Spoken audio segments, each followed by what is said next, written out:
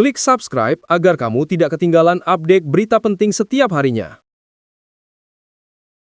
Purbaya ajukan usulan baru ke Presiden Prabowo, skema penyeragaman gaji buruh nasional.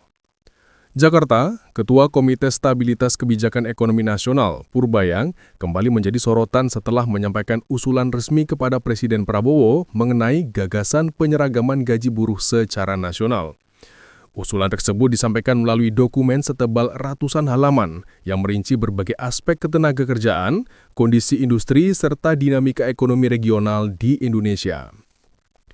Dalam paparannya, Purbaya menekankan bahwa disparitas upah antar wilayah telah berlangsung puluhan tahun dan dianggap sebagai salah satu faktor yang memperlebar ketimpangan ekonomi antara provinsi maju dan provinsi berkembang.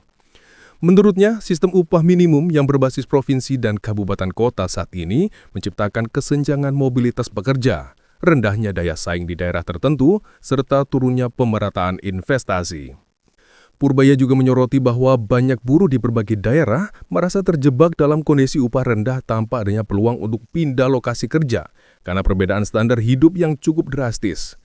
Yang menilai bahwa kebijakan pemerintah pusat di masa depan perlu mengedepankan pendekatan yang lebih inklusif dan konsisten untuk mengurangi kesenjangan tersebut.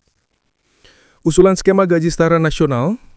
Dalam dokumen itu, Purbaya mengusulkan konsep gaji pokok buruh nasional atau GPBN, yaitu standar gaji dasar yang berlaku untuk seluruh pekerja formal di Indonesia tanpa melihat lokasi geografis.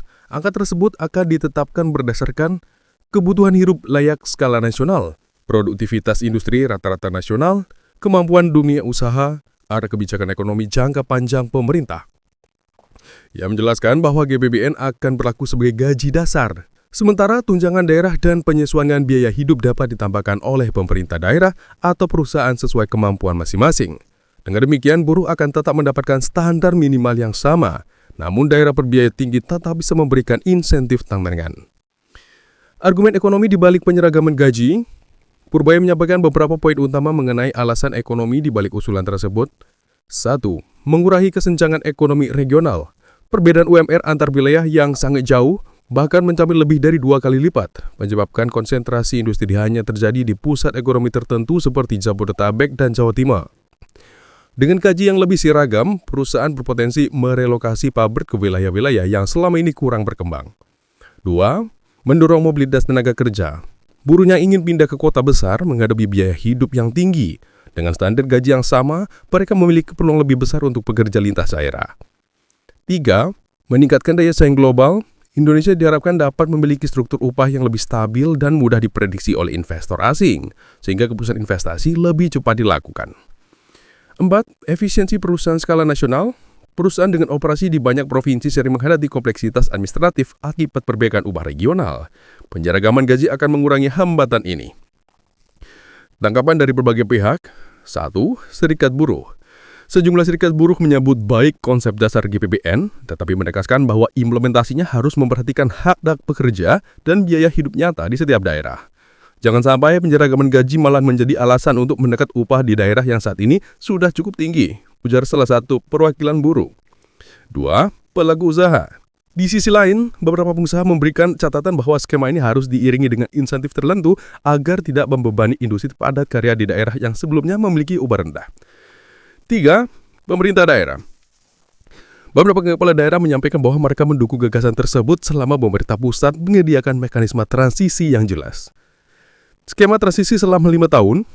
Purbaya mengusulkan fase transisi 5 tahun yang terdiri dari tahap 1, tahun pertama, harmonisasi data kebutuhan hidup seluruh provinsi. Tahap 2, tahun kedua, penetapan GBN awal. Tahap 3, penyesuaian dan sektor industri yang paling terpengaruh. Tahap 4, evaluasi dampak terhadap investasi dan tenaga kerja. Tahap 5, implementasi penuh GPBN. Selama masa transisi, daerah yang memiliki UMR jauh lebih rendah dari GPBN akan diberi subsidi dan insentif bagi pelaku usaha agar tetap kompetitif. Potensi dampak positif jangka panjang. Menurut analisis Purbaya, skema ini dapat memberikan berbagai dampak positif jangka panjang, pemerataan investasi antar wilayah, pengurangan urbanisasi berlebihan ke kota-kota besar, meningkatkan kesejahteraan buruh secara nasional, stabilitas makroekonomi yang lebih baik, efisiensi perencanaan tenaga kerja nasional. Selain itu, ia percaya bahwa struktur gaji yang lebih adil akan memperkuat fondasi masyarakat menengah yang menjadi motor penggerak konsumsi domestik.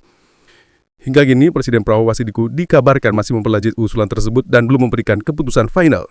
Namun pemerintah menegaskan bahwa isu kesadaran buruh menjadi salah satu perhatian utama dalam agenda ekonomi nasional. Purbaya berharap bahwa melalui dialog antar pemerintah pusat, serikat buruh, dan juga pelaku usaha, Indonesia dapat menemukan sistem penggajian yang lebih adil, kooperatif, dan berkelanjutan bagi seluruh rakyat.